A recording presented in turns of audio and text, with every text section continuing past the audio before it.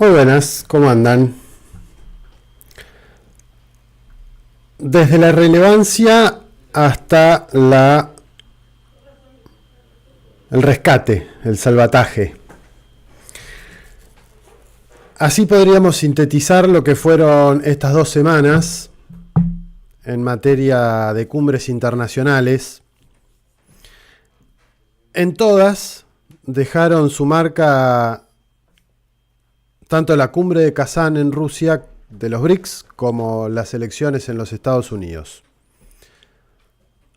Los cambios que se avecinan consolidan un resultado que puede llegar a ser asombroso. Sobre todo si se lee la contaminada, inescrupulosa prensa occidental. Todo comenzó en la desgastada y casi moribunda cumbre del Foro de Cooperación Económico Asia-Pacífico, realizada en Lima, Perú, entre el 10 y el 16 de noviembre. Un encuentro rescatado fundamentalmente por la presencia del mandarín Xi Jinping, quien participó de manera virtual o remota de la inauguración del puerto estrella de ahora en adelante en toda nuestra América. Tal como lo mencionábamos la semana pasada, un puerto con una inversión del país asiático de más de 3.500 millones de dólares y que acortará por lo menos en 10 días el envío de productos del país asiático hacia nuestro continente y viceversa. Una inauguración que estuvo fuera de la cumbre y que eclipsó todo lo demás. Sin dudas, el detalle más relevante que surgió del encuentro fue que en la foto final, el presidente norteamericano saliente, Joe Biden, salió en segundo plano y en una esquina, en la esquina superior derecha de la foto, mientras que el mandarín Xi estaba junto a la anfitriona, la golpista Dina Boluarte. La cumbre que sucedió, en orden cronológico, fue la de la COP29, que está terminando en estos momentos en Bakú, Azerbaiyán, que se dio o tuvo inicio allá por el 11 de noviembre y que culminó ayer. Siempre se extienden un poquitito más estas cumbres. Como era de esperarse, luego de la derrota de Kamala Harris y de su agenda o su cartera globalista, y con ella obviamente la agenda verde, la agenda 2030 y demás, sumado a que se presume un reverdecer del oro negro tras la llegada, por lo menos la elección del magnate de Peluquín, hubo una participación escasa de las principales figuras a nivel internacional, sobre todo porque en simultáneo se estaban realizando tanto la cumbre de la APEC como la del G20, que fueron prioritarias.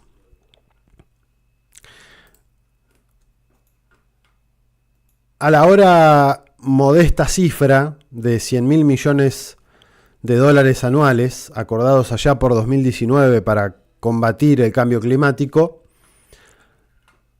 hay que multiplicarlo por 10 veces para entender la actualidad. Los países miembros del G77 más China pidieron una cifra anual que se eleva al 1.3 billones, con B larga, de dólares, sumado a que esos fondos deben ser considerados donaciones, no meros préstamos.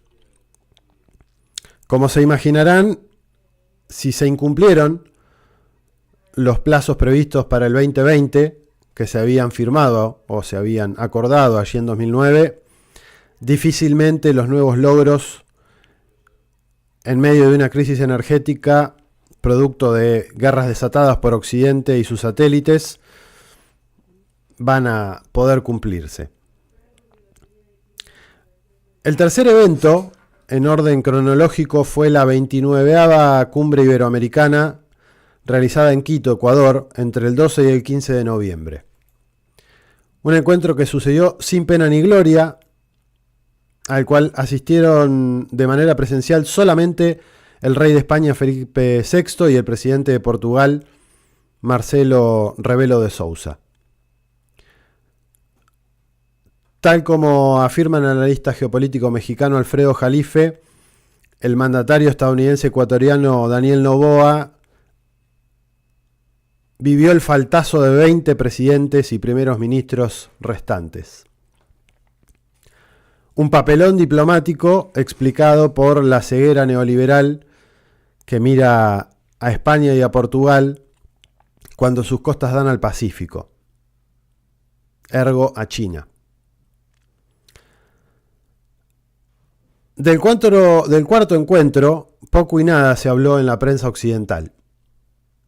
Y si no fuese por algunos analistas o especialistas, que casi ninguno habla en español, ni nos podríamos haber enterado. Estamos hablando del encuentro organizado por el Movimiento Rusófilo Internacional, celebrado el 13 de noviembre en Johannesburgo, Sudáfrica. Un encuentro caracterizado por el debate en torno al rol que puede ocupar África en este mundo multipolar y multinodal que empieza a emergir. Aspectos como la unidad de acción de África, aprender de la experiencia de regiones o de zonas geográficas y bloques como el del ASEAN en Asia, la necesidad de construir institucionalidad y avanzar en la decolonialización o descolonización civilizatoria, sobre todo de las mentes, de lo subjetivo de los pueblos. Estos entre algunos otros temas que fueron abordados, como el racismo, por ejemplo. Como no podía ser de otra manera, la importancia de Rusia y de China en todo el continente es clave para entender lo que está sucediendo. Pese a ser el 20% de la masa territorial del planeta, a tener el 30% de los bienes naturales del planeta y a tener un 17% de la población, África solamente representa el 2,8% del PBI mundial, lo cual decanta en la conclusión de que el FMI y el Banco Mundial, al igual que otras instituciones internacionales, solo sirvieron para que los africanos sigan siendo pobres, al mismo tiempo que robaban sus bienes estratégicos. Muchos desafíos por delante, un proceso interesantísimo de descolonización y unidad que comienza a gestarse en el Sahel africano, pero a sabiendas que mientras más profundo caben, más posibilidades tendrán de que intenten asesinarlos, como sucedió con Muammar Gaddafi en Libia. Por último, la quinta cumbre de estas mencionadas, la que se realizó en Río de Janeiro, Brasil, entre los días 18 y 19 de noviembre, estamos hablando de la cumbre del G20, cumbre que, de no ser por los países BRICS, habría pasado seguramente al olvido. Una foto familiar inicial sin la presencia de Biden, de Trudeau y de Meloni, y una foto final sin Milei. Pero en ambas, Lula, rodeado por Narendra Modi, Xi Jinping y Cyril Ramaphosa. Encuentro en el que Lula logró imponer su agenda de temas, no la guerra, sino ver cómo avanzar en la paz, cómo erradicar el hambre, y que culminó, una vez terminada la reunión, con el mandatario brasileño firmando más de 37 acuerdos bilaterales con China, pese a que Brasil no es parte de la Belt and Road Initiative, o iniciativa de la franja y la ruta, o la nueva ruta de la seda, como quieran decirle. Y con la presunta posibilidad, de que el país asiático reflota y financia algunos proyectos interesantes. Uno de ellos, el tren que iría desde el Atlántico al Pacífico, uniendo Brasil con Bolivia y Perú. El otro, el lanzado por Daniel Ortega, de volver a reflotar esa idea de construir un canal interoceánico en Nicaragua. Ahora, si algo quedó claro en estas semanas es que todas estas cumbres estuvieron condicionadas tanto por su predecesora, la cumbre de Kazán de los BRICS de octubre, como por las elecciones en los Estados Unidos.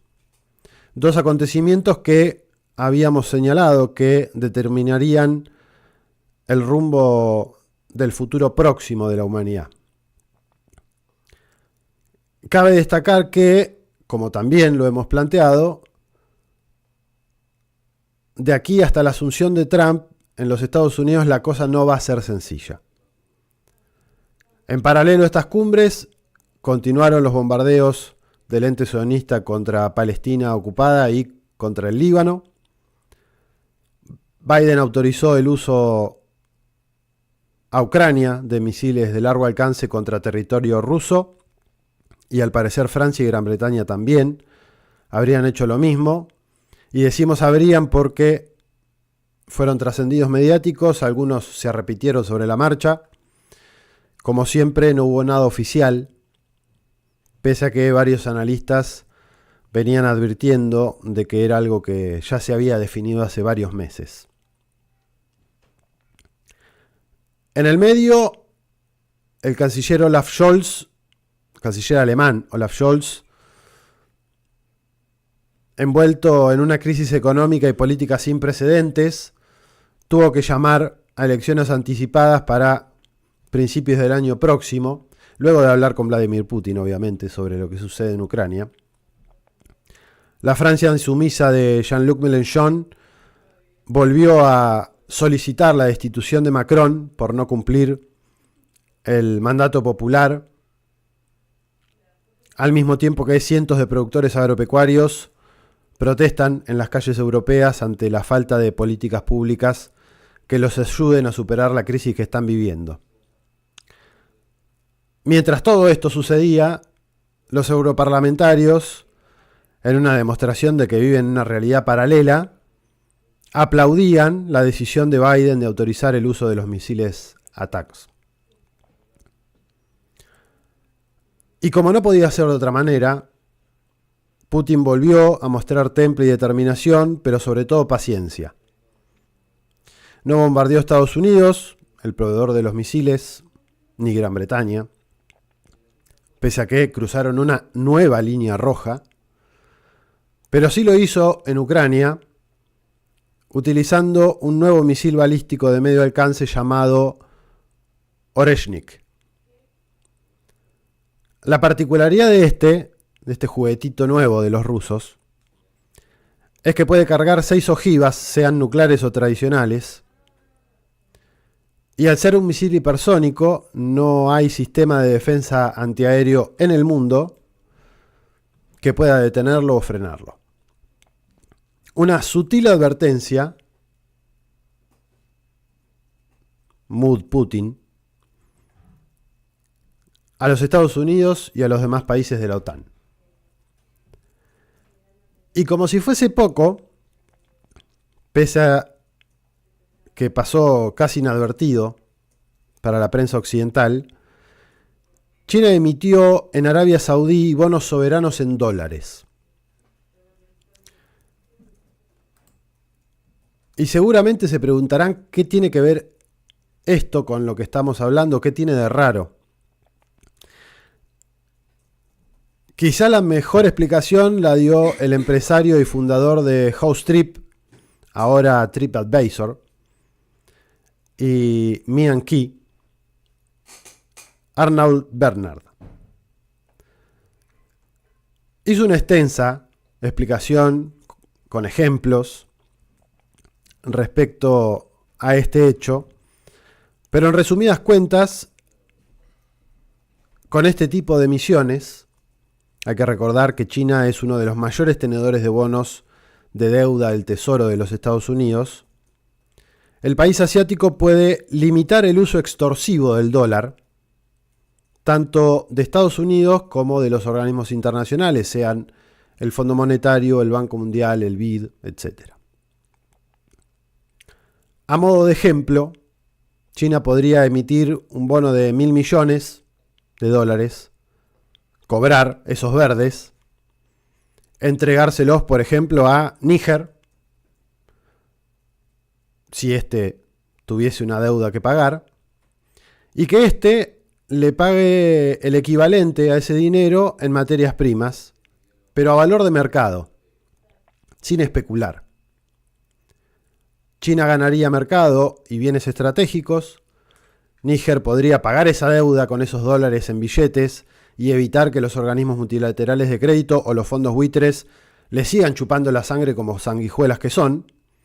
Y Estados Unidos pierde o perdería poder de condicionamiento. Seguramente, como dice Bernard, un claro mensaje del mandarín Xi para la administración Trump 2.0, que ahora tendrá que pensárselo muy bien antes de intentar recrudecer la guerra comercial contra China, porque nunca se fue esa guerra. Como vinimos insistiendo desde hace meses, el mundo cambia, pero lo importante está en los detalles.